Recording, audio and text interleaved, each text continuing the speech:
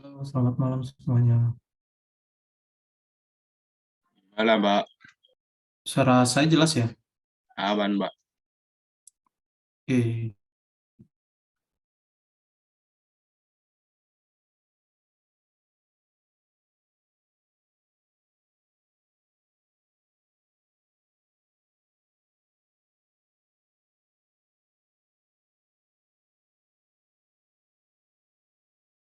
mulai aja ya, sambil tunggu yang lain. Selamat malam semuanya. Assalamualaikum warahmatullahi wabarakatuh. Waalaikumsalam warahmatullahi wabarakatuh. Baik, kita akan lanjutkan pembahasan kita terkait keamanan informasi dan jaringan. Malam ini kita akan coba bahas terkait OS ya, OS Security Operating System.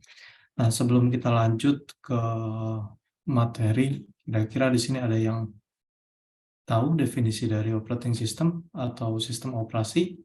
Silakan kalau ada yang mau share.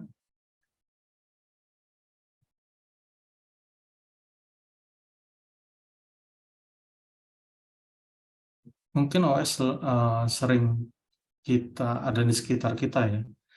Mungkin kalau misalkan kita bekerja di luar produksi perusahaan, mungkin kita akan pasti nemu komputer ya, akan langsung berhubungan dengan komputer dan di situ ada operating system gitu. Nah, kira-kira definisinya sendiri operating system itu apa sih? Ada yang mau coba jawab? Gua perangkat lunak, Pak. Oke. Ada lagi? Kalau perangkat lunak kan kayaknya lebih luas ya. Yang yang mengatur apa ya? Software. Iya. eh, oke. Terima kasih Mas Fajar. Dari yang lain ada yang mau menambahkan?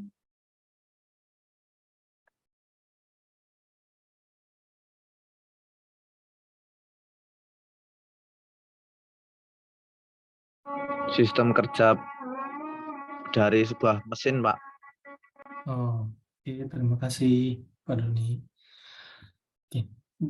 Kedua-duanya benar sih, gitu Mas Fajar dan Pak Doni gitu.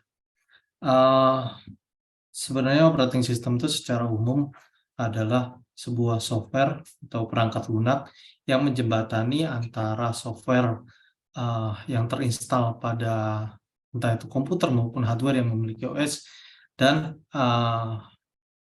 antara software dengan hardware-nya gitu.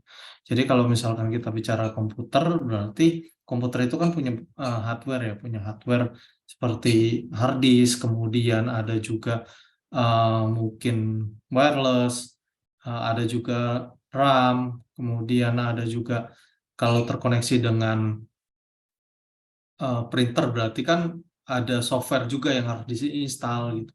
Tanpa ada operating system ya berarti uh, software dan hardware itu nggak akan berfungsi gitu. Makanya uh, bisa dibilang operating system ini atau sistem operasi ini adalah penjembatan antara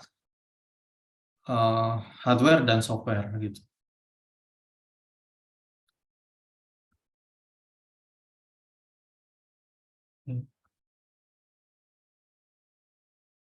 Nah,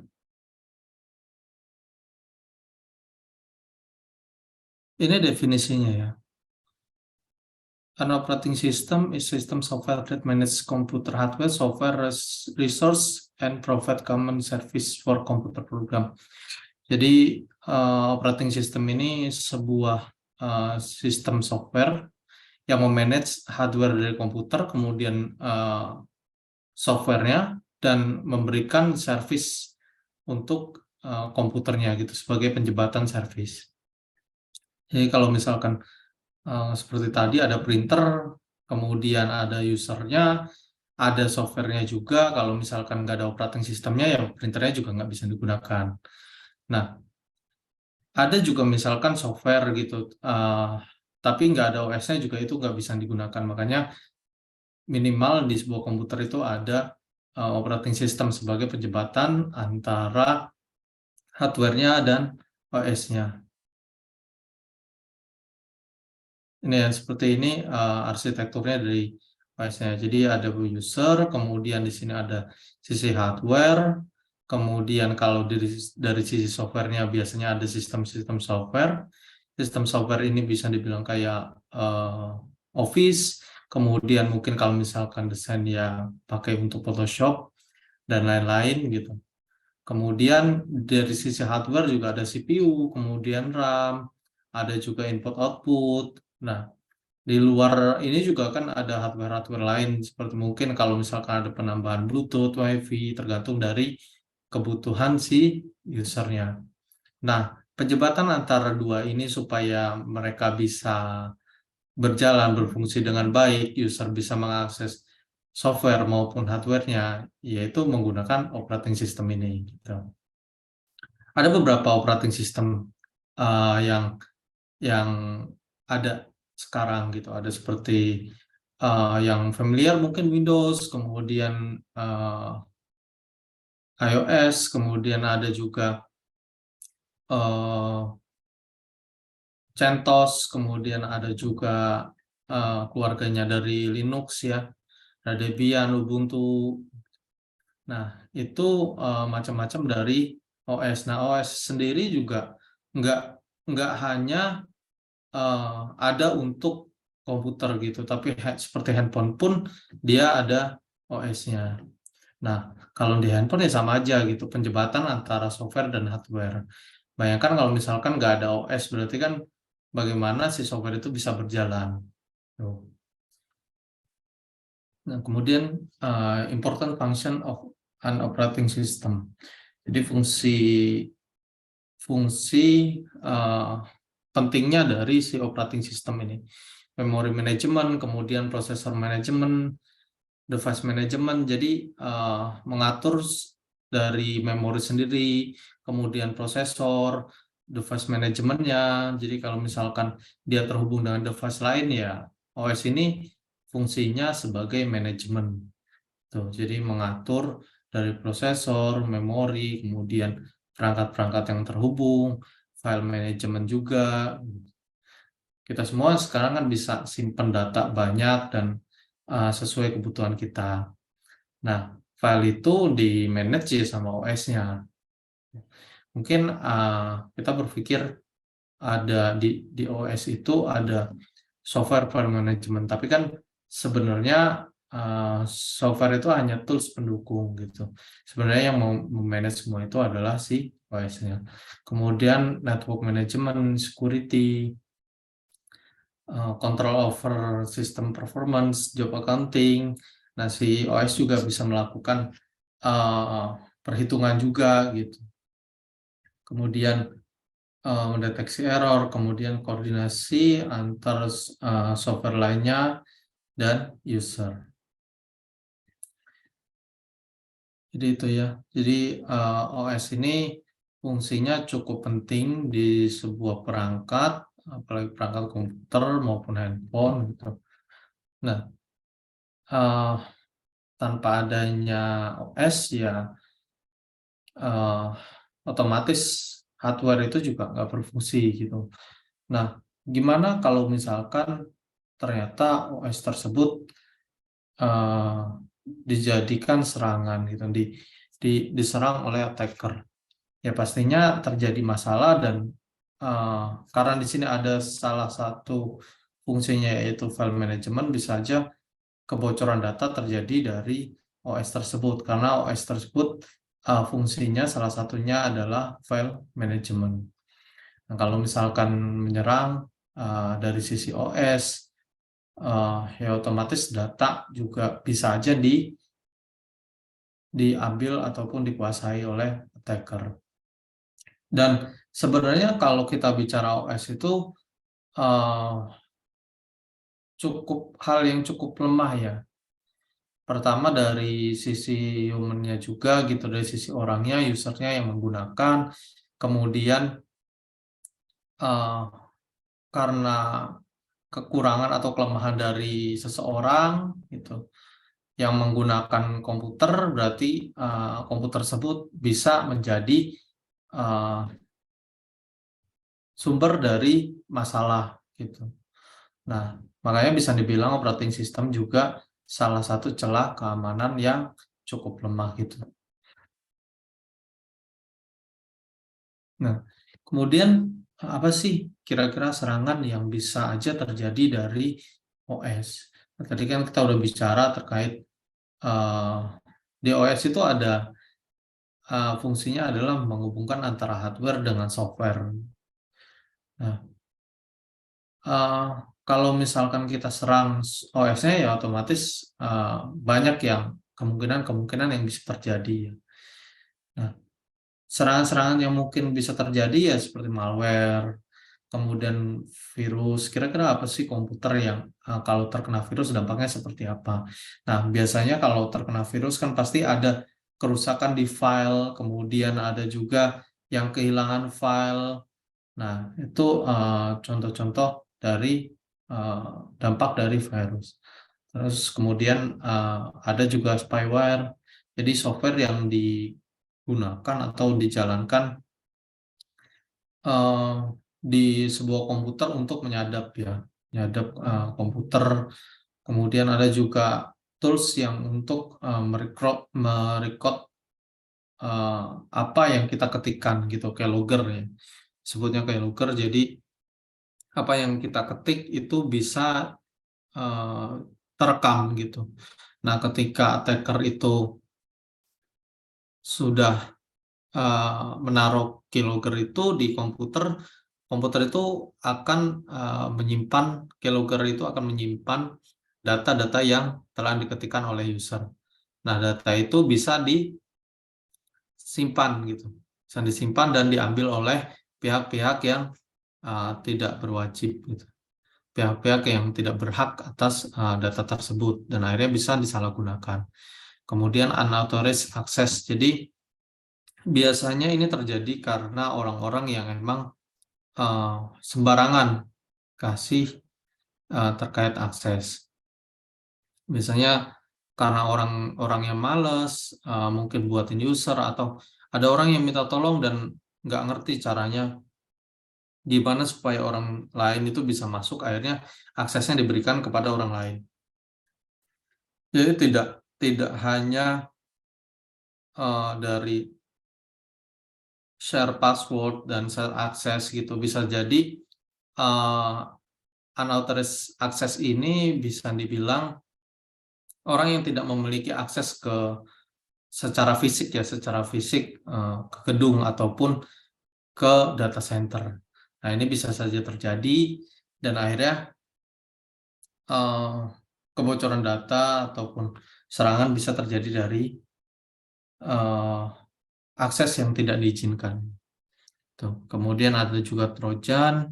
Biasanya ini software ini ya, jebakan agar user mungkin login dan lain-lain, akhirnya datanya bisa diambil gitu. Itu contoh-contoh yang bisa saja terjadi di operating system. Nah, kita nanti akan coba bahas salah satunya gitu. Apa sih pengertiannya, kemudian dampaknya seperti apa. Terus kita bisa apa sih supaya tidak terjadi tidak terjadi celah gitu di operating system.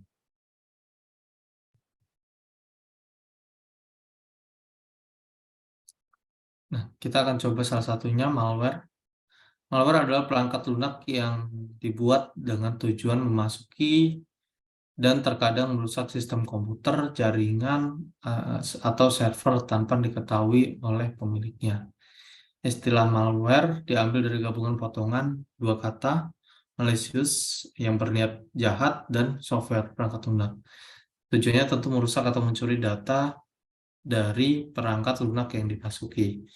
Nah, jadi malware ini sengaja dibuat untuk merusak software atau perangkat lunak yang ada di OS tersebut. Jadi bisa saja kalau misalkan kita ada malware, dapat malware, ya sistem operasi kita bisa saja diambil datanya ataupun dirusak. Nah, apa sih yang terjadi kalau misalkan malware ini kita dapatkan gitu. Ya otomatis softwarenya kita akan rusak dan yang satu jaringan pun bisa ikut kena gitu. Karena konsep misalnya jaringan itu kalau misalkan benar-benar nggak di-manage ya semuanya akan terdampak. Sama seperti virus, satu komputer yang terdampak, ya semua bisa terdampak. Ada kasus waktu itu rekan kerja saya ya, gitu. Dia punya perangkat komputer yang memang, perangkat laptop ya, laptop yang dibawa ke kantor, kemudian laptopnya sendiri sinkron gitu dengan penyimpanan cloud.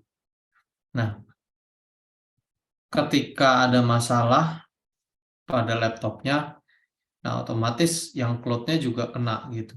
Waktu itu kena ransom dan ya laptopnya bermasalah karena sinkron juga dengan cloud-nya, penyimpanan cloud, akhirnya laptopnya bermasalah, kemudian rekan kerja saya ini juga membackup di cloud dan direstore lagi ke laptop cadangannya. Ketika direstore laptop cadangannya pun ya kena juga gitu karena memang itu tersinkron.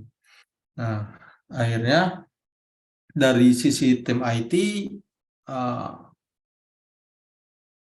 mencari cara gitu supaya tetap terhubung, dia tetap bisa kerja, tapi bahaya ini selesai dulu gitu. Nah, makanya itu cukup berbahaya kayak kalau misalkan ada salah satu perangkat yang terkena malware dan kemudian terkoneksi dengan jaringan. Ya, contohnya saja udah terkoneksi dengan cloud, itu bisa merusak laptop cadangannya juga. Gitu.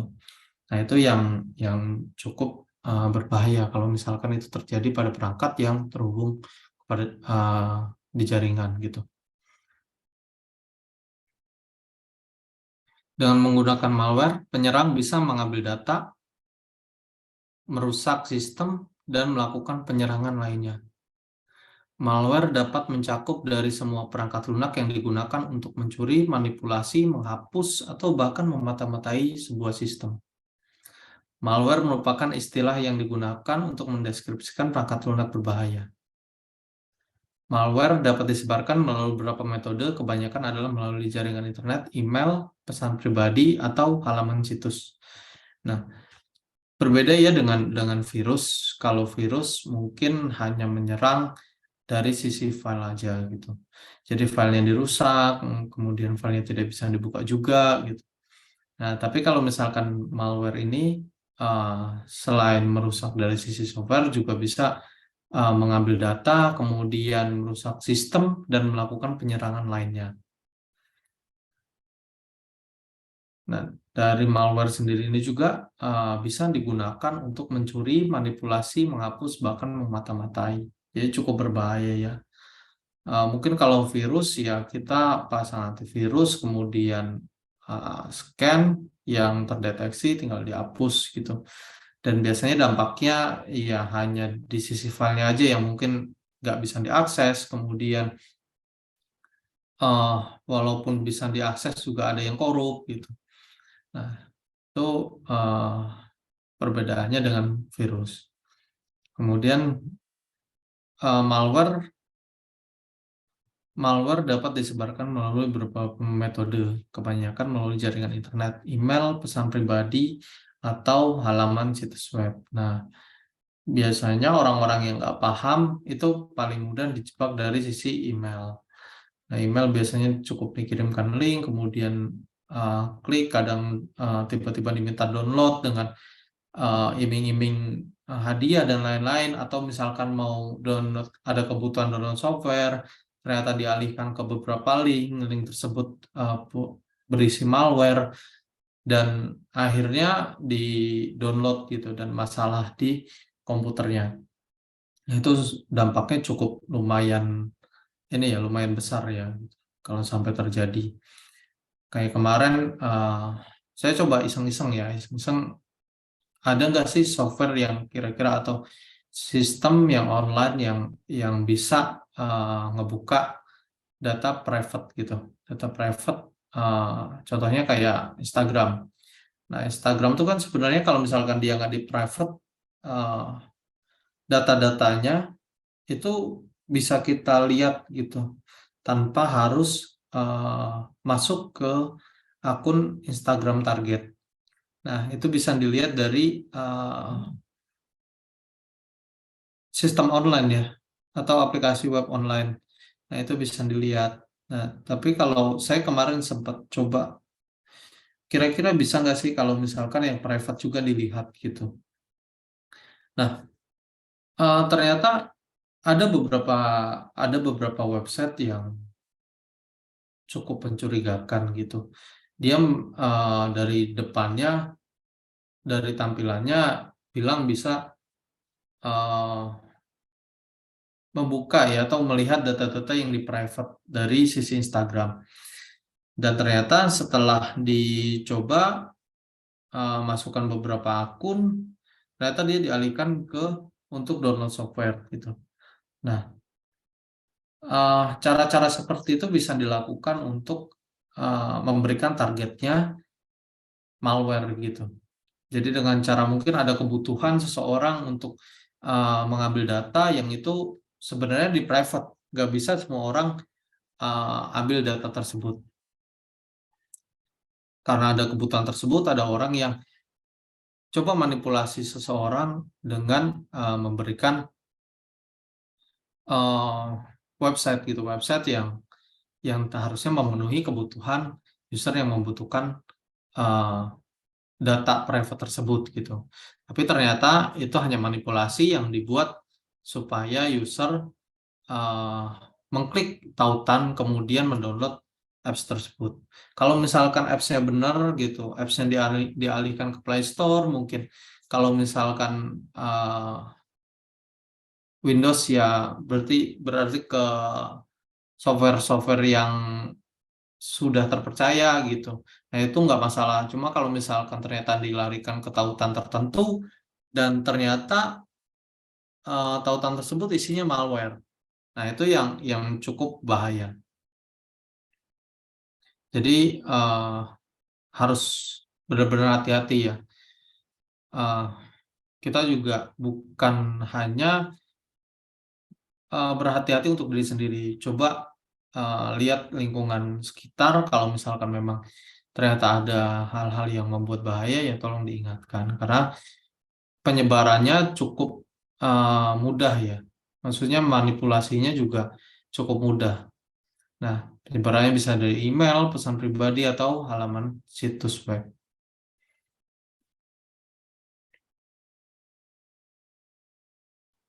Lalu gimana sih kalau misalkan kita mau atasi malware tersebut? Nah, jadi ada anti malware tools.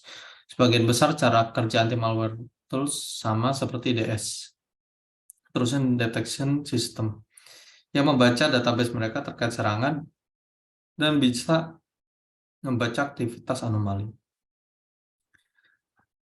Jadi ada tools-tools yang memang menjaga dari anti malware ya, yang bisa diinstal dari sisi operating system atau dari sisi hostnya.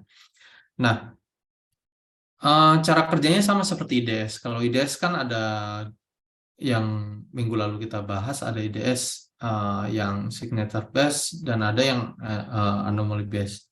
Nah, jadi mereka melihat dari aktivitas yang anomali maupun aktivitas yang sudah terrecord di database-nya. Nah, malware signature ini selalu diperbarui oleh vendor setidaknya sehari sekali, bahkan bisa sering jika dibutuhkan. Nah, dari tools ini sebenarnya kan punya database ya, database terkait malware gitu, serangan-serangan malware. Nah, vendornya sendiri akan selalu memperbaharui database-nya. Supaya apa? Jika terjadi serangan baru, para kliennya atau para hostnya yang menggunakan anti malware ini ya bisa cepat terdeteksi gitu, dan setidaknya bisa mengurangi serangan dari malware. Anti malware ini umumnya mendeteksi malware dengan salah satu dari dua cara utama, baik dengan mendeteksi keberadaan atau indikasi lalu lintas malware secara real time atau dengan melakukan pemindaian dan pemindaian proses yang sudah ada di sistem. Jadi dia mendeteksi dari lalu lintas maupun dengan cara pemindaian file. Biasanya tools anti malware ini sudah otomatis ya mendeteksi dari lalu lintas yang ada. Tapi alangkah baiknya kalau kita scanning secara rutin juga gitu, supaya kalau ada deteksi yang ternyata tidak bisa dideteksi melalui lalu lintas atau trafficnya si data ini ke OS kita gitu, masih bisa tertangani ketika ada scanning. Ketika malware ditemukan, tanggapan oleh anti malware tools ini mungkin termasuk mematikan proses terkait dan menghapus file. Jadi nggak jauh beda ya dengan virus gitu. Kalau misalkan dia mendeteksi ada software yang bermasalah ataupun ada deteksi anomali gitu, nah otomatis dia akan menstop proses tersebut dan menghapus filenya gitu. Mematikan proses dan mengkarantina file sehingga tidak dapat dijalankan tetapi tidak dihapus atau hanya meninggalkan apapun yang telah terdeteksi. Jadi bisa juga di set supaya file tersebut tidak langsung dihapus, tapi bisa dimatikan saja gitu servisnya.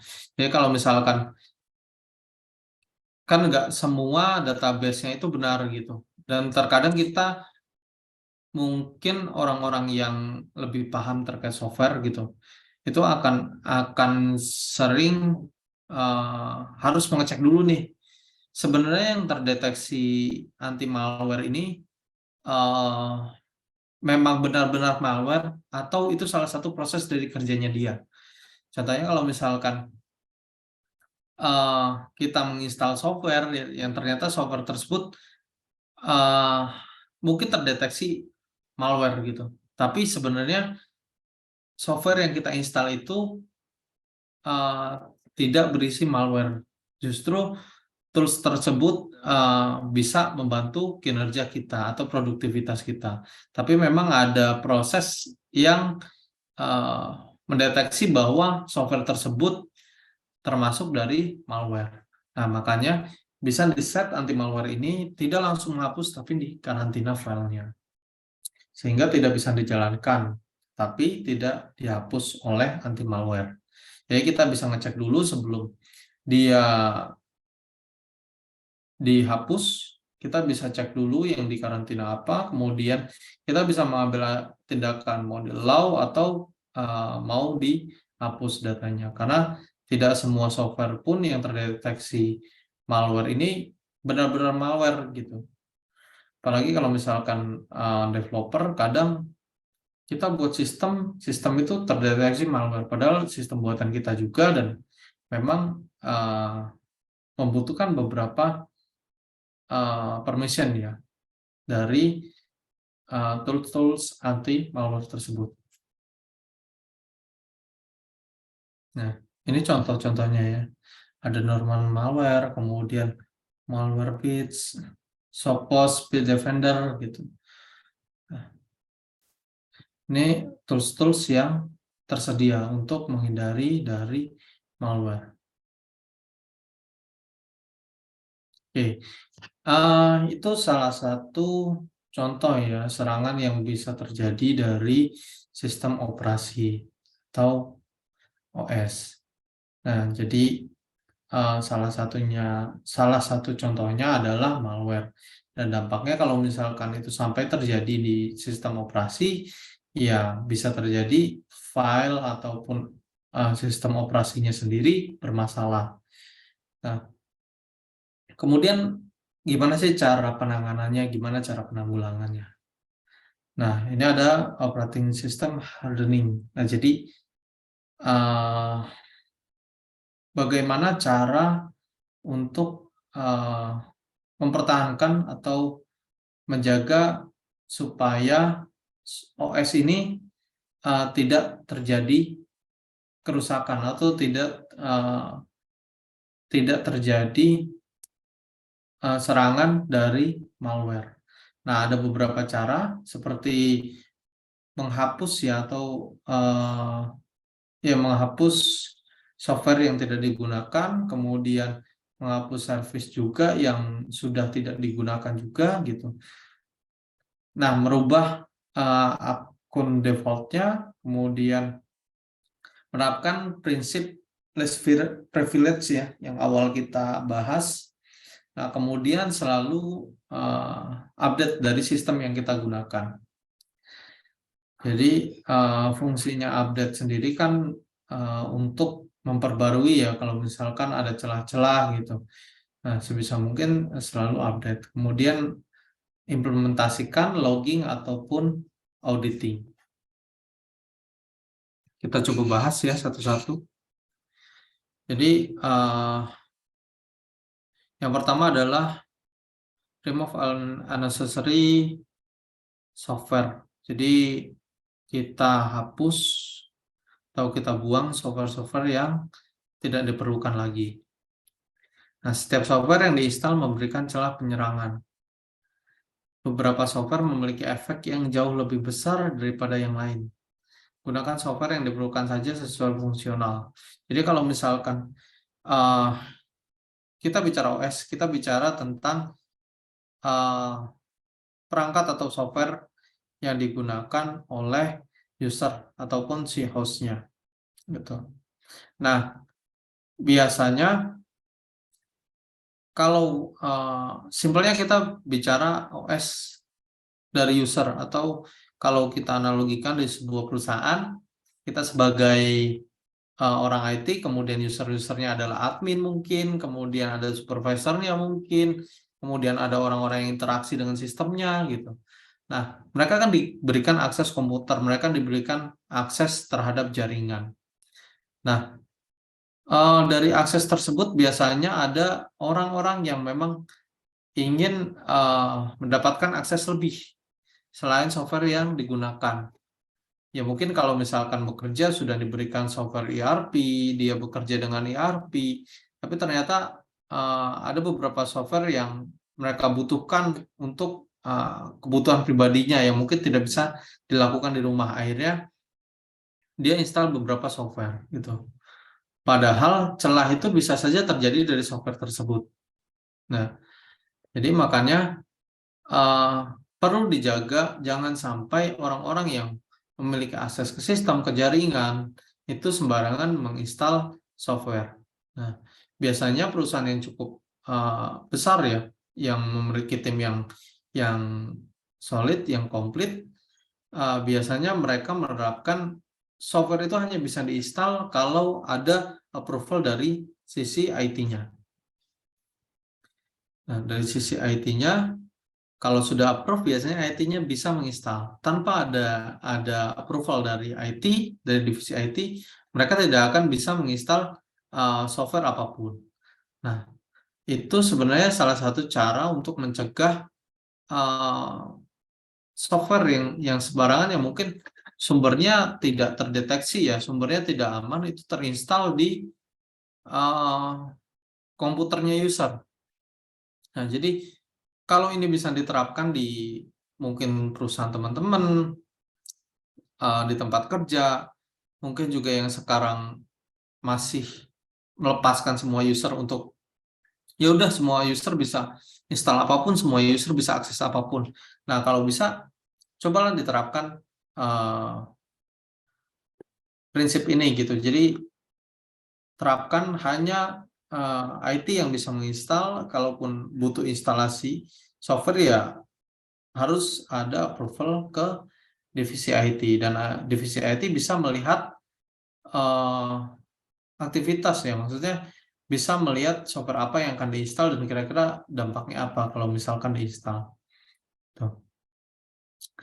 Nah, contohnya hanya untuk dokumen, maka tidak perlu menginstal aplikasi editor. Nah, kalau misalkan si karyawan ataupun ya karyawan kerjaannya hanya butuh Microsoft Excel dan mungkin email, tapi emailnya pun nggak perlu email yang harus keluar dari perusahaan gitu. Email tersebut hanya bisa hanya untuk mengirim antar divisi. Ya udah, jangan diinstalkan macam-macam gitu. Cukup diinstalkan aja file-file untuk membuka dokumen tersebut. Jadi remove semua software yang tidak diperlukan. Karena bisa jadi bahaya-bahaya atau celah-celah tersebut terjadi di sisi software. Kemudian remove all unessential service. Jadi di komputer itu ada beberapa service gitu, service yang tidak dipakai juga. Ya, sama seperti software, ada juga service yang berjalan di sisi OS gitu. Nah, contohnya apa sih kalau misalkan service yang berjalan? Ada service misalkan web service gitu.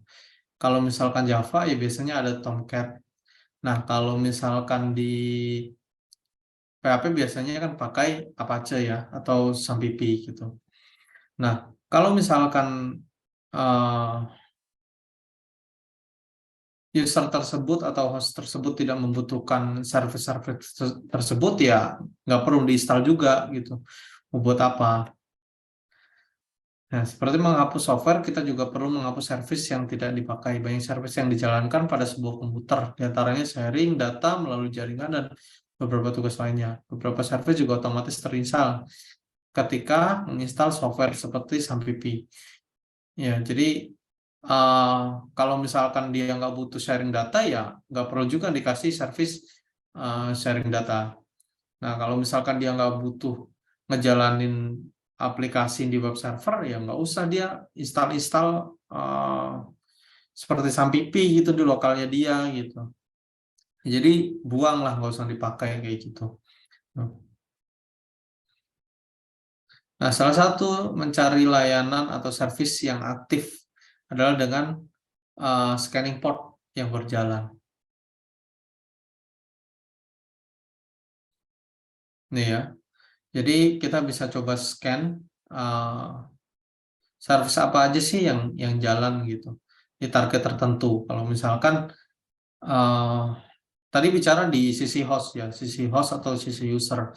Kalau misalkan user tersebut nggak perlu instalasi terkait software apapun, nggak perlu instalasi atau buka software apapun yang membutuhkan web service, ya jangan sampai ada instalasi SAMPP dan lain-lain gitu. Nah, ini kita bicara dari sisi mungkin apa namanya, bisa dibilang aplikasinya ya. Jadi dari sisi aplikasi yang pastinya berjalan di atas OS ya.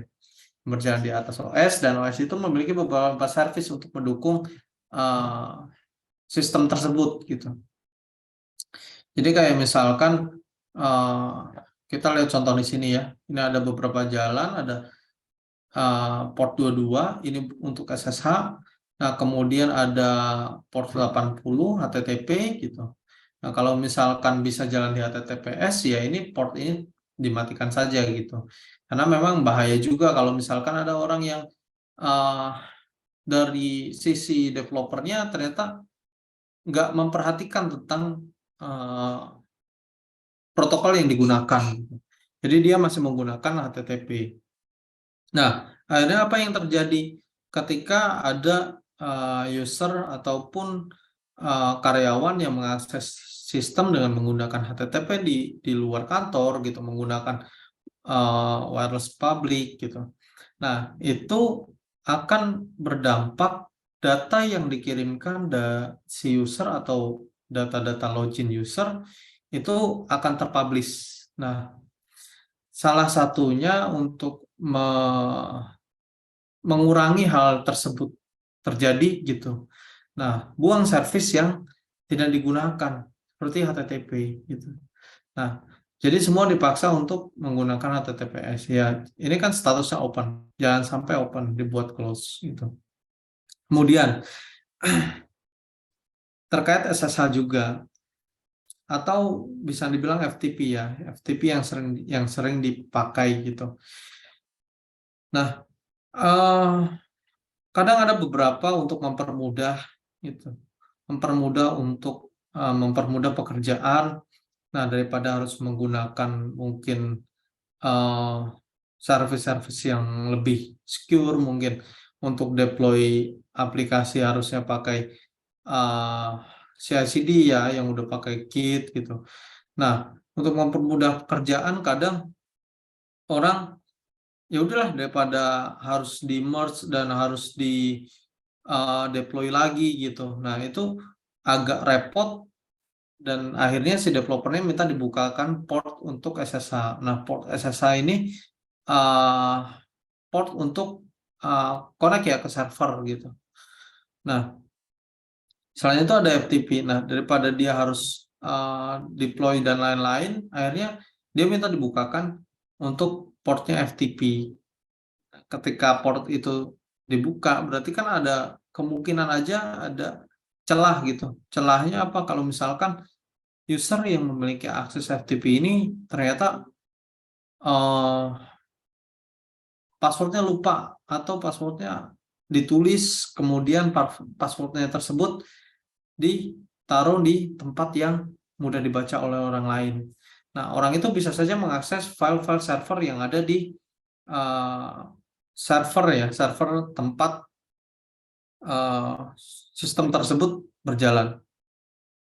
Nah, akhirnya apa? Datanya bisa diambil dan bisa saja di replace dengan file-file yang berbahaya ya, gitu. Nah, kalau kita memang nggak membutuhkan FTP atau file transfer protokol, ya udah dihapus saja, ditutup FTP tersebut, gunakan protokol-protokol yang lebih aman gitu. Mungkin kalau misalkan mau deploy ya silakan pakai seperti Git atau hal-hal yang lebih aman lah gitu. Itu jadi kalau misalkan service tersebut tidak dipakai ya jangan digunakan. Atau kalau misalkan memang kita nggak membutuhkan konfigurasi server, semua server sudah selesai gitu dan berjalan dengan stabil. Kalau misalkan memang kita nggak ada perubahan di sisi server dan nggak butuh akses server ya jangan dibuka gitu servisnya SSH, ditutup aja karena walau gimana pun bisa aja bisa dibilang celah dari sisi server ataupun dari sisi aplikasinya bagus, ternyata dari sisi orangnya atau usernya yang memegang akses SSH tersebut teledor dan akhirnya bisa masuk gitu. Kalau misalkan port tersebut ditutup kan otomatis setidaknya mengurangi orang, kalaupun memang lupa naruh password dan tahu password untuk login ke SSH, ya setidaknya mengurangi orang tersebut untuk masuk SSH karena memang portnya sendiri ditutup gitu. Itu salah satu cara ya mengurangi serangan dari OS. Nah, contohnya ini ya, port SSH, kemudian DNS, HTTP, HTTPS. Kalau bisa semuanya pakai HTTPS dan HTTP ini dihapus, nah gitu. Atau ditutup aja portnya. Nah, kalau untuk yang FTP, kalau misalkan ada cara lain, mungkin deploy-nya pakai Git, kemudian kita nggak usah apa ya namanya, nggak perlu ada transfer file dari yang rutin gitu. Ya FTP-nya nggak usah dipakai dan mungkin kalau misalkan kita nggak butuh akses ke server, mungkin dalam waktu 1 hari sampai beberapa kali ya bisa dimatikan saja gitu portnya, bisa ditutup untuk portnya supaya tidak digunakan. Nah, berikutnya, selain tadi menghapus software ataupun service yang digunakan kalau pada saat service tersebut atau software tersebut tidak digunakan, ada juga cara lain, yaitu mengubah akun default. Dalam instalasi software biasanya memiliki akun default, dan terkadang akun administratornya tidak memiliki password. Akun seperti itu yang disebut default account. Mungkin di sini teman-teman ada yang pakai wireless untuk akses internetnya. Nah, biasanya di provider internet itu kan kita dikasih wireless-nya ya. Jadi selain akses ke internet, karena kita sekarang perangkat semuanya sudah mobile dan sudah pakai wireless, akhirnya si provider tersebut memberikan access point gitu, supaya mobile itu bisa akses ke internet. Mungkin zamannya dulu waktu speedy ataupun mungkin dulu hanya bisa diakses menggunakan kabel gitu. Karena perkembangan zaman dan lain-lain, perkembangan teknologi juga gitu, mulai banyak perangkat-perangkat mobile dan akhirnya provider internet itu biasanya kasih perangkat wireless juga. Nah, si perangkat wireless ini biasanya kan kita harus connect dulu ke wireless baru bisa masuk ke wireless-nya gitu. Nah, biasanya ada beberapa provider internet yang memberikan wireless, dan wireless itu hanya sebagai bridging. Nah, sebagai bridging dan dia memberikan, dan si provider internetnya ini nggak berubah password dari si wireless-nya. Jadi kalau misalkan kita punya wireless access point gitu, yang dari provider internet, kita cuma dikasih password defaultnya nih, untuk login pakai passwordnya ini ya gitu. Nah, ketika kita login connect ke internet tersebut, kita coba akses. Biasanya di belakang wireless tuh ada IP-nya. Nah, kita akses ke IP tersebut ya kita bisa masuk ke tampilan adminnya. Nah, biasanya passwordnya itu yang password adminnya itu biasanya masih default ya. Jadi kalau misalkan kayak ada beberapa access point yang username-nya admin dan passwordnya dikosongin gitu. Nah, cara supaya menghindari dari bahaya-bahaya seperti itu ya dengan cara merubah akun default-nya ya. Seperti tadi wireless itu, yaitu biasanya dikasih hardware access point-nya dan nggak dirubah akunnya, dan akunnya itu masih default. Nah, makanya coba aja mungkin kalau ada yang pakai First Media gitu. Nah, biasanya dia kasih access point-nya sama akses internetnya. Nah, ketika dia udah terkoneksi dengan jaringan tersebut, dia bisa masuk lewat IP dan bisa masukin admin, passwordnya kosongin, dan itu bisa masuk ke konfigurasi access point-nya. Nah, kalau misalkan tahu seperti itu kan bahaya ya, maksudnya ada orang yang tahu polanya, kemudian masuk ke sistem yang sama dan coba pakai pola yang sudah diatur sedemikian rupa, akhirnya dia bisa masuk sistem. Jadi segera rubah akun default-nya. Ya, kalau misalkan ada instalasi OS gitu, atau kalau misalkan teman-teman pernah konfigurasi server, nah atau coba instalasi Kali Linux. Nah, itu biasanya ketika awal instalasi itu akan dapat user yang default-nya. Nah, kemarin saya juga lupa. Jadi loginnya itu benar-benar default. Jadi kalau kita awal nginstal Kali Linux, ya kita dikasih username dan password yang default. Bayangkan kalau misalkan itu nggak dirubah, dan ada orang yang tahu ternyata Kali Linux itu username dan passwordnya defaultnya adalah misalkan Kali, dan bawahnya Kali lagi gitu. Nah, pastikan orang itu bisa masuk. Nah, makanya setiap mendapatkan software ataupun OS ataupun instalasi aplikasi apapun gitu yang ada di OS, ternyata dia dapat akun default, segera ubah akun defaultnya. Nah, contoh lainnya adalah ketika kalian register ke akun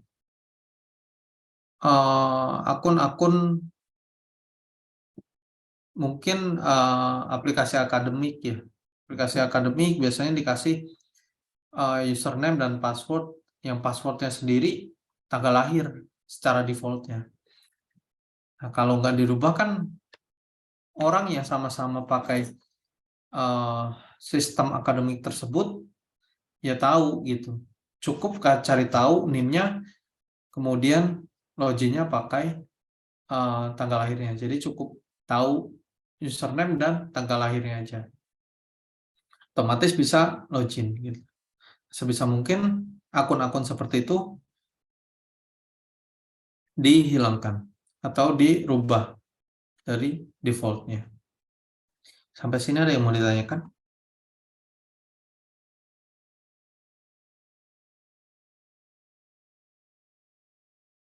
Oke, kalau nggak ada, kita lanjut ya. Jadi selain dari tadi menghapus software yang tidak digunakan, kemudian service yang tidak digunakan, mengubah default password-nya, nah, kemudian juga bisa menerapkan prinsip less privilege. Jadi privilege yang diperlukan saja gitu, yang digunakan. Seperti yang dibahas sebelumnya, kita sudah pernah bahas terkait privilege ini gitu. Gunakan privilege yang seminimal mungkin. Sama seperti software, sama seperti service. Jadi gunakan yang seminimal mungkin. Privilege yang berlebihan hanya untuk memenuhi fungsional, privilege yang diberikan hanya untuk memenuhi fungsional pengguna saja dan tidak lebih. Ya, ini hampir sama dengan software dan service. Jadi privilege ini lebih ke akses ya. Akses yang diberikan cukup untuk akses yang dibutuhkan saja. Jangan sampai seorang staff yang mungkin hanya membutuhkan Microsoft Office ternyata diberikan akses untuk menggunakan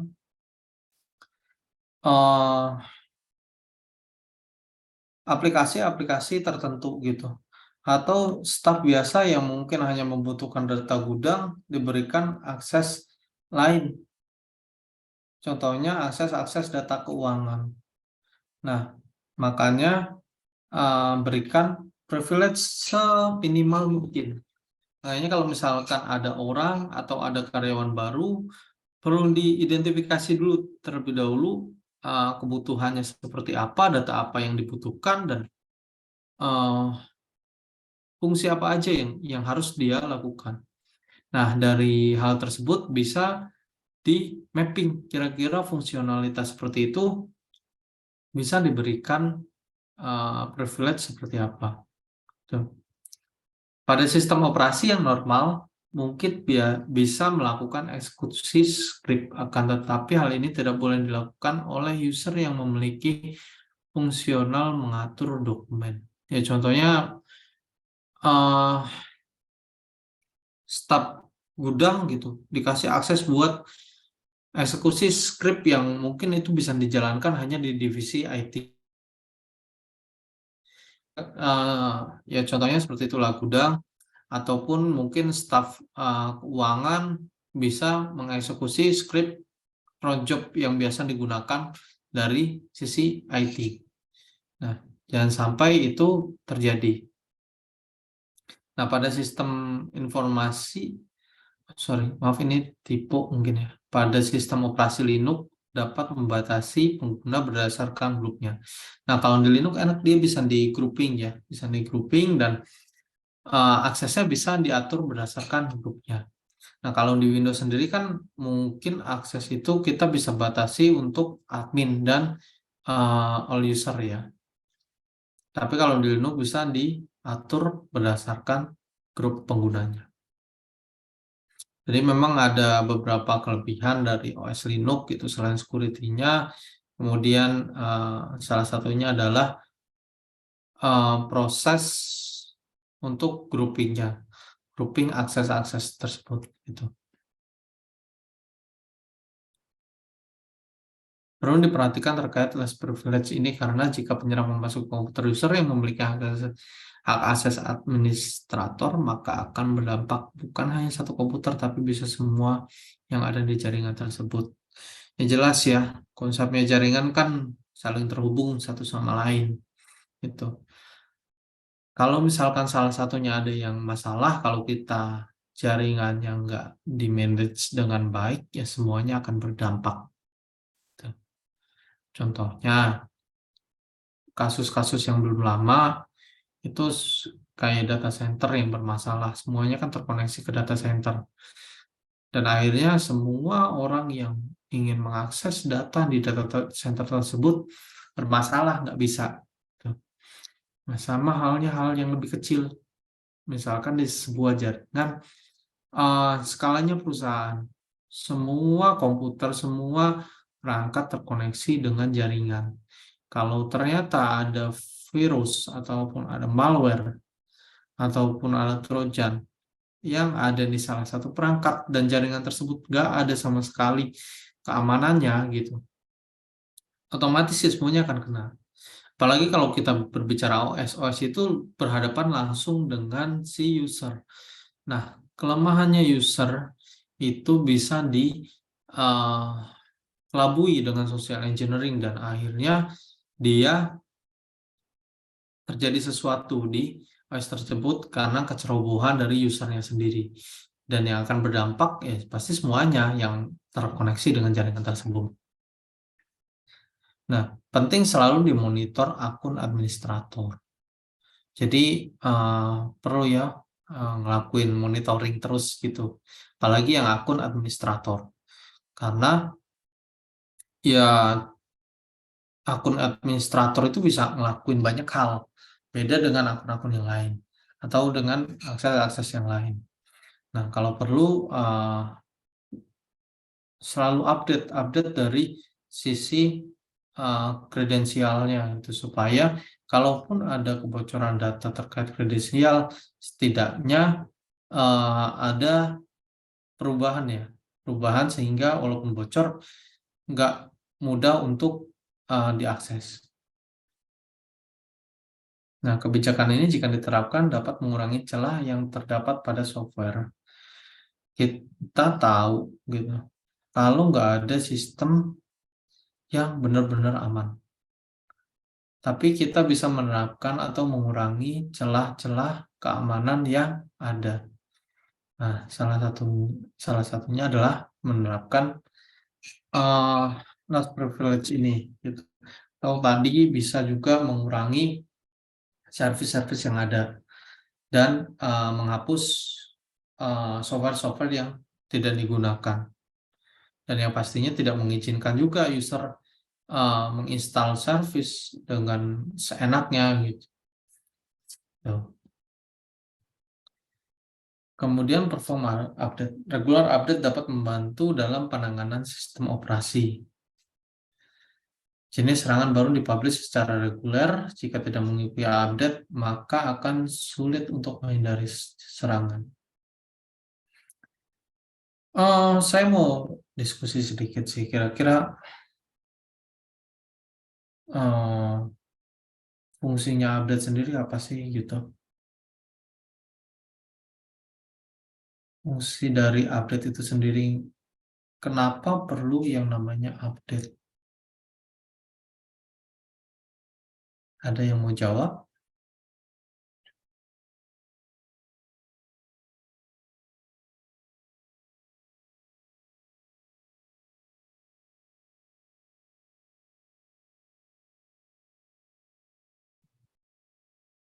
Jadi sebenarnya update sendiri kan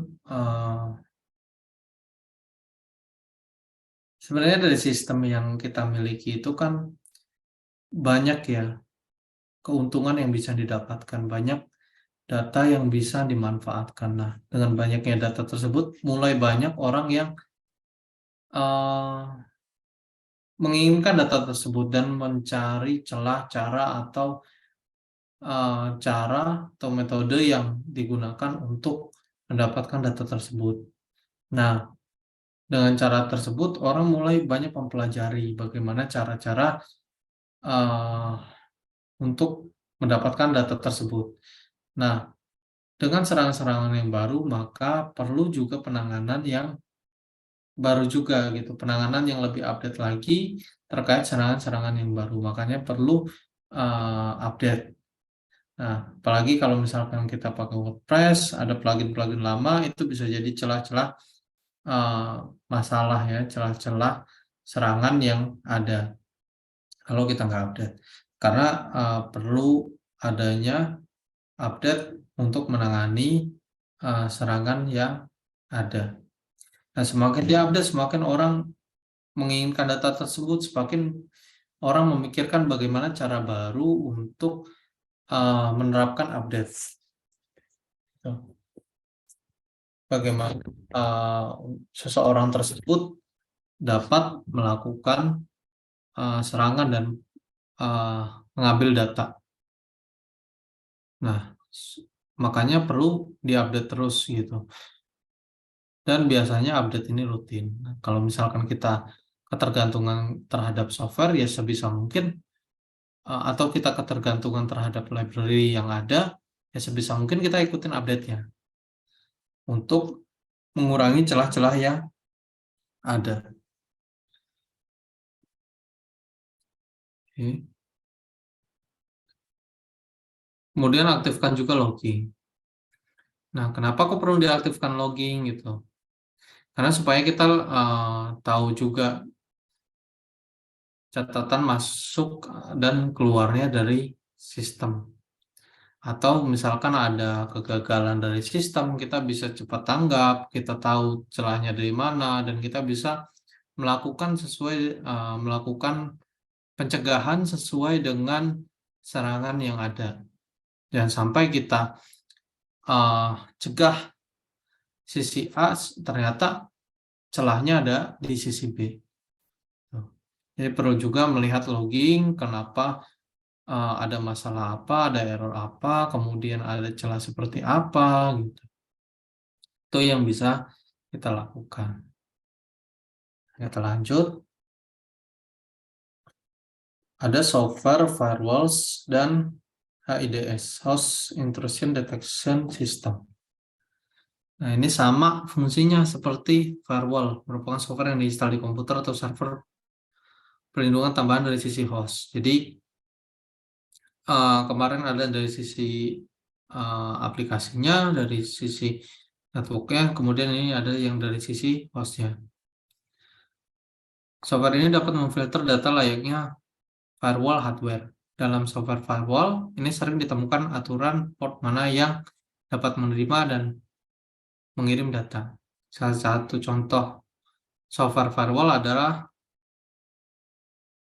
pfSense untuk VPS Linux. Nah, ini ya contohnya. Jadi dari internet masuk ke hardware gitu.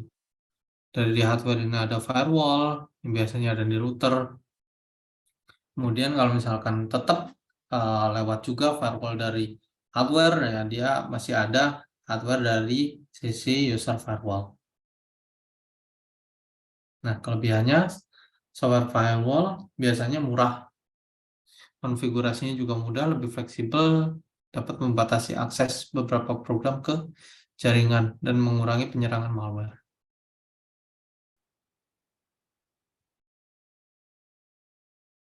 Nah, software firewall versi single ini berdiri sendiri gitu, standalone. Yang artinya pengguna laptop sangat membantu ketika berpergian, apalagi kalau misalkan laptop tersebut mengakses dari jaringan publik ya.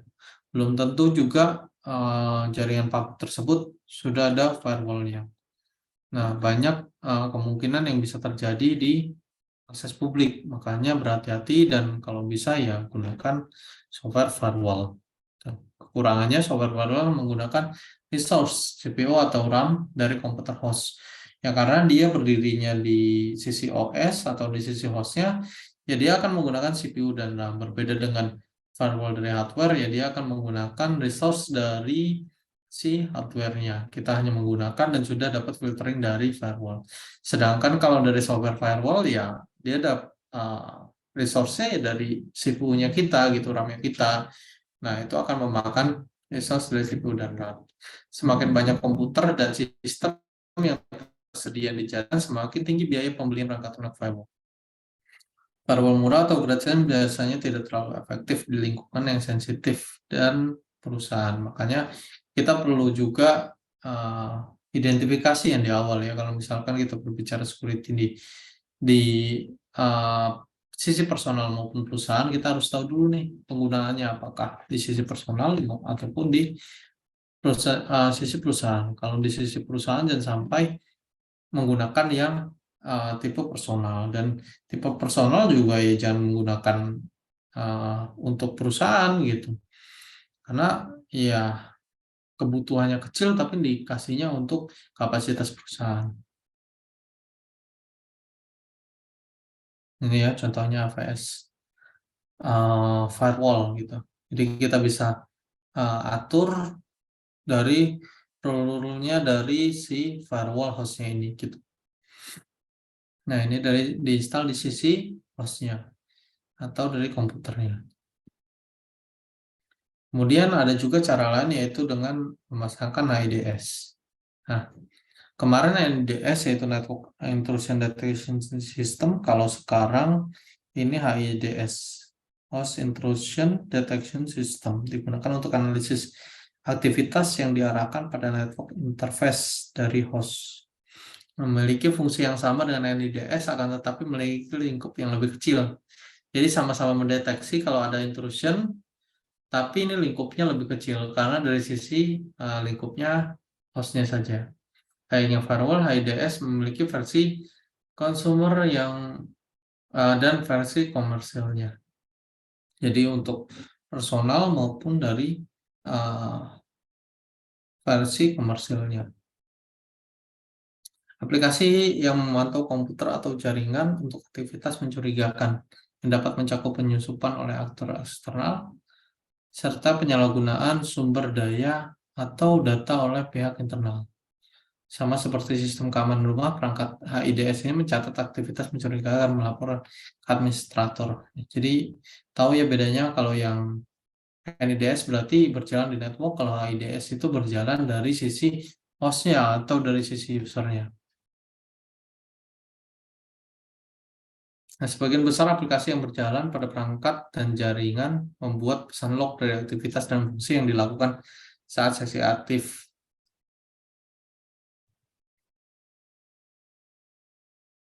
Nah, kalau misalkan mengatur semua berbagai file log dari semua aplikasi sendiri, ini dapat dengan cepat menjadi berat dan menguras resource Anda gitu. Ini adalah sejumlah besar data yang harus dilacak. Disitulah deteksi host ini gitu.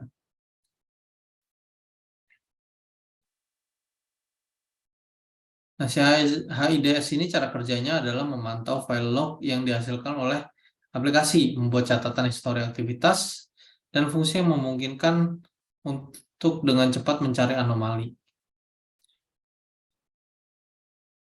Kalau dari NIDS kan dia bekerjanya dari traffic jaringannya ya, networknya. Kalau HIDS ini dia baca dari file log yang dihasilkan dari software-software yang terinstall di OS tersebut. Fungsi utama HIDS adalah deteksi anomali ketika terjadi aktivitas anomali yang mencurigakan. Metodenya sama, ada yang signature, ada yang anomali. Jadi kalau signature ya berarti dia ambil database dari si vendornya. Vendor penyedia HIDS ini. Kalau misalkan basisnya anomali, ya dia akan mendeteksi anomali yang terjadi dari log yang ada. Nah, ini ya, signature base. Jadi mirip-mirip dengan antivirus yang mencari pola bit atau kata kunci dalam file program dan melakukan pemindaian serupa pada file log. Ini yang anomali. Jadi detection looks for unusual or irregular activity caused by user or process. Misal jaringan Anda diakses dengan kredensial login yang sama beberapa kotak. Nah, dia akan membaca log seperti itu. Jadi kalau misalkan ada yang akses, contohnya ada akses dengan beberapa kota yang berbeda, atau ada beberapa akses di waktu yang sama dengan lokasi yang berbeda, dia akan mendeteksi itu gitu. Nah, ini contohnya HIDS tools, ada beberapa HIDS dan ada beberapa kelebihannya ya, kelebihan dari masing-masing vendor. Contohnya OS Security ini gratis dan salah satu opsi open source terbaik yang tersedia, meskipun secara teknis HIDS ya juga menawarkan beberapa tools pemantauan sistem yang kemungkinan besar akan ditemukan di NIDS. Jadi selain untuk HIDS, dia juga memiliki beberapa tools untuk monitoring sistem yang sama seperti NIDS. Nah, selain itu, OS Security ini juga bisa multi-platform gitu, seperti bisa diinstal di Windows, Linux, Unix, macOS. Gitu. Terus ini memantau event log untuk sistem Windows, dan pada OS lain itu akan menjaga akun rootnya. Jadi dia bisa multi-platform juga ya, nggak hanya berjalan di satu platform seperti Windows, dia juga bisa berjalan di beberapa platform, Linux, Unix, macOS, dan open source juga. Ini ya. Ini beberapa contoh lognya gitu. Nah, dan berikut OS security tools-nya gitu. Ada scanner. Nah, tools scanner ini bisa mendeteksi keamanan pada host. Nah, tools-tools yang kemarin kita jelasin juga, yang saya jelasin juga itu bisa digunakan untuk scanning atau monitoring dari sisi host.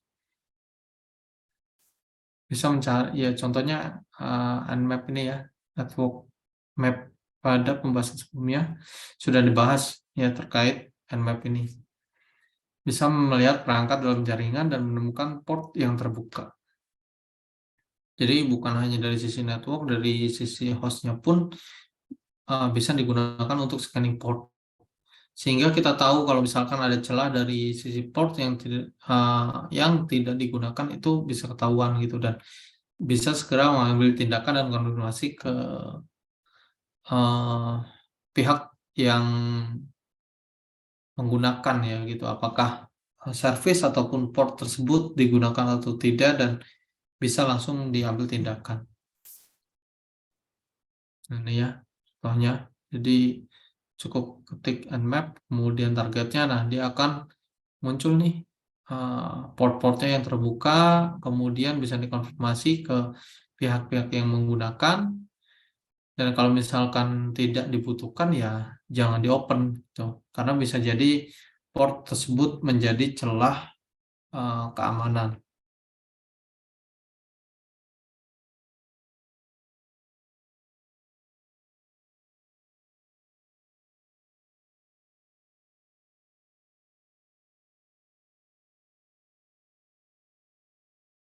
Nah, kemudian selain ada tools untuk scanner, ada juga vulnerability assessment. Nah, mengacu pada proses mengidentifikasi risiko dan kerentanan yang ada di jaringan komputer, sistem aplikasi atau bagian lain yang ada di ekosistem IT, vulnerability assessment secara rutin merupakan pilihan yang tepat untuk melindungi dari serangan cyber. Karena apa? Karena biasanya serangan terjadi dari vulnerability yang mungkin kita nggak sadar kalau itu memberikan celah atau menjadikan vulnerability terhadap sistem yang kita bangun atau terhadap network yang kita bangun. Nah, makanya perlu kalau bisa dilakukan assessment dari vulnerability-nya.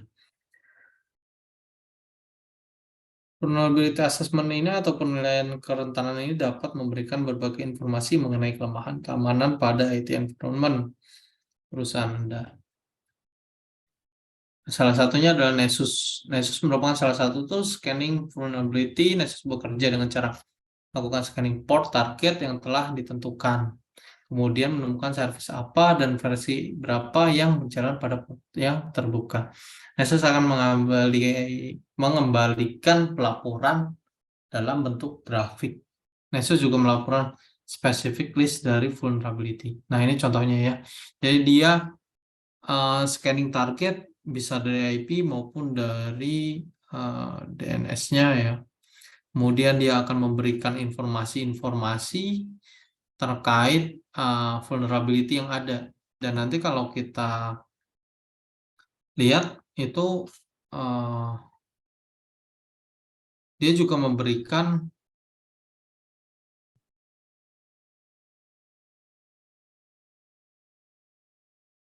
selain memberikan informasi vulnerability-nya, dia juga memberikan informasi terkait penanganannya gitu. Nah, nanti kita coba lihat bagaimana Nessus ini bekerja.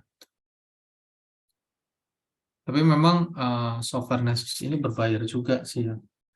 Ada yang free-nya hanya trial. Nah, itu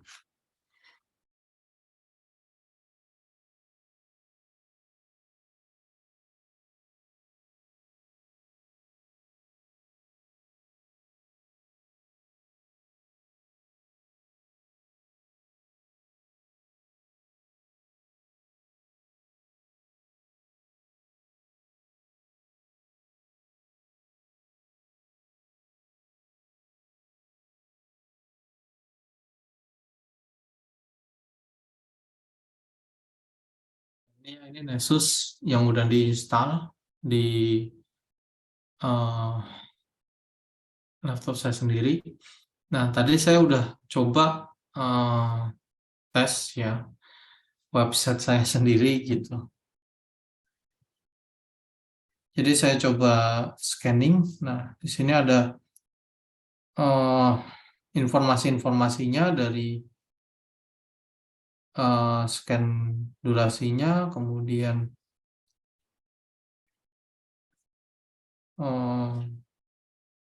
ada hostnya, vulnerability-nya juga gitu.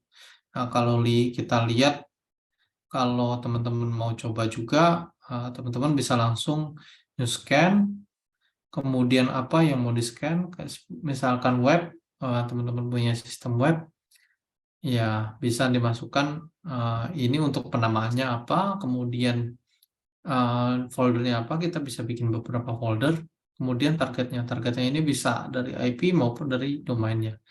Tuh. Langsung save aja, nanti otomatis dia akan scan gitu. Nah, ini contohnya yang udah saya scan lumayan lama, sekitar 1,5 jam gitu.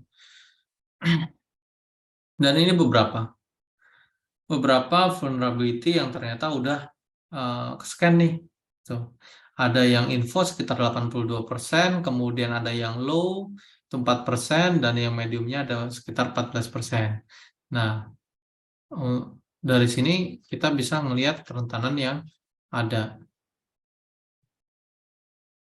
Untungnya nggak ada yang sampai hack ataupun critical. Nah, kita bisa lihat contoh-contohnya ya.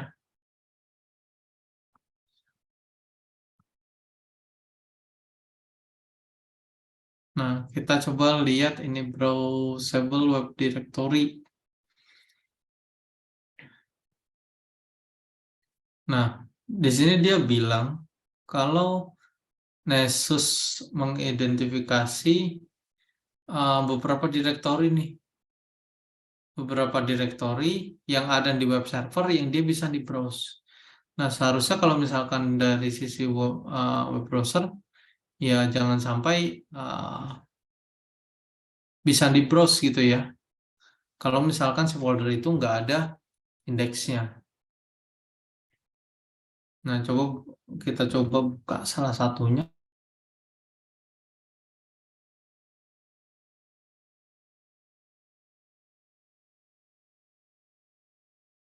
Nah, ini kan bisa di browse nih. Harusnya nggak bisa di browser kayak gini karena eh, seharusnya ada indeks yang memang eh, atau ada HT akses yang melarang orang bisa mengakses ini. Nah, bayangkan kalau misalkan kita lupa nyampe masukin file eh, database ya di folder ini, apa yang akan terjadi ya pasti orang bisa mengakses, bisa download, bisa lihat gitu database-nya. Itu terus ada beberapa juga gitu. Nah, ini project detail, image, untungnya ini hanya image gitu. Nah, ini dia juga menginformasikan portnya, protokolnya seperti apa. Nah, itu.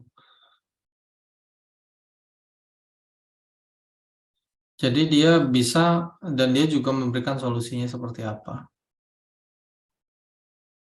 Ini solusi yang ditawarkan dari hasil scanningnya.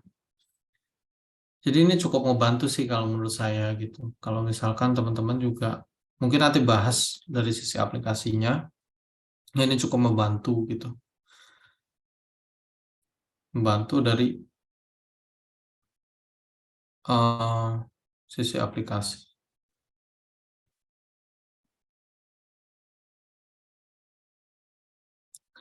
Itu contohnya gitu dari Nessus. Dari teman-teman ada yang mau ditanyakan?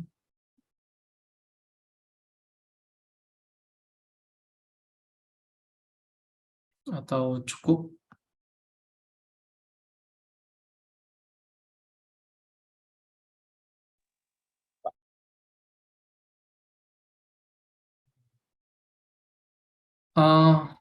Ada Ini yang lain pada kemana ya? masih di tempat nggak ya? Aman Pak, masih. Oke. Siapa siap.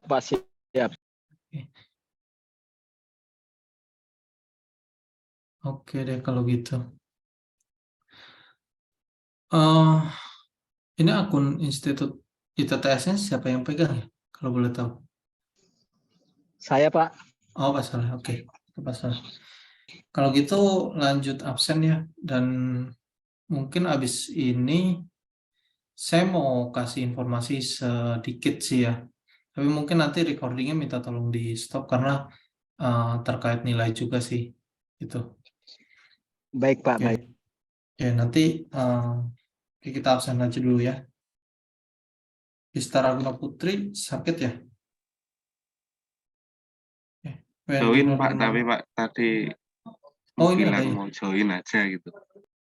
Mbak Gista, ada deh. Nggak ada suaranya Mbak. Oke. Wendy Nur Hermansyah,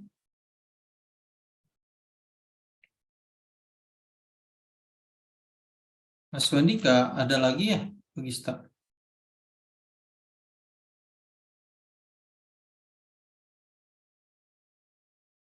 Oke deh, kalau nggak ada info. Ahmad Uli Nuha,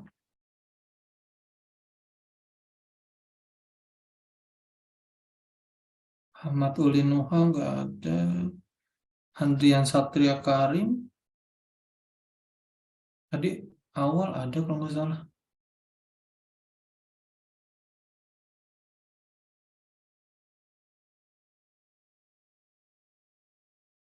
Oke, Farul Rohim,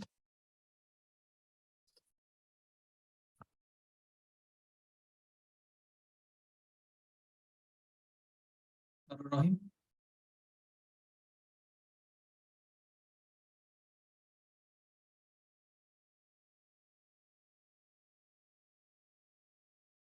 Ikra Ahmad Mubarak, Pada jarang ini Pak, apa nyaut gitu kalau dipanggil.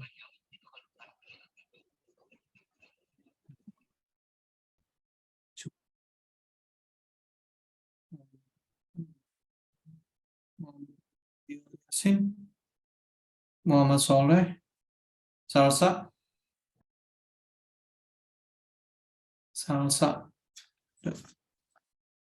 Oke, Abdullah, Zaifi. Hadir, Pak. Oke, terima kasih. Atas Anugraha.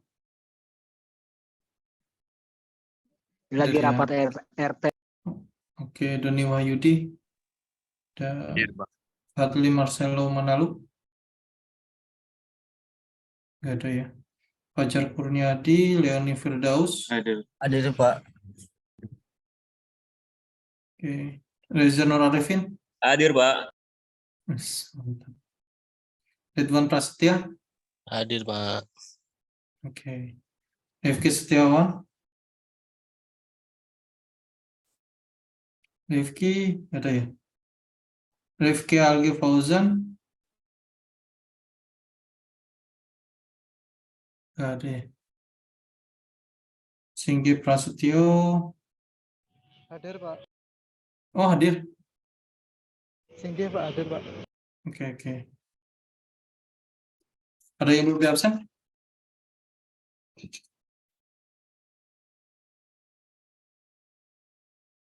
Oke, kalau nggak ada, mungkin pertemuan malam ini cukup ya. Nah, nanti kita bisa lanjutkan mungkin setelah recordingnya.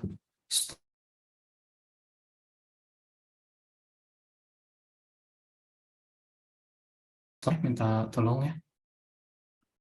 Iya, Pak. Lagi di stop nih, Pak. Baik. Sudah ya?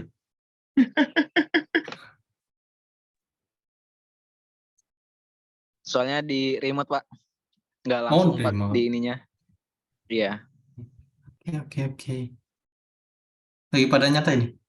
Apa udah pada ngantuk? Nih, nyambil ngopi, Pak, biar nggak ngantuk nih. Ya, Boleh. agak greges.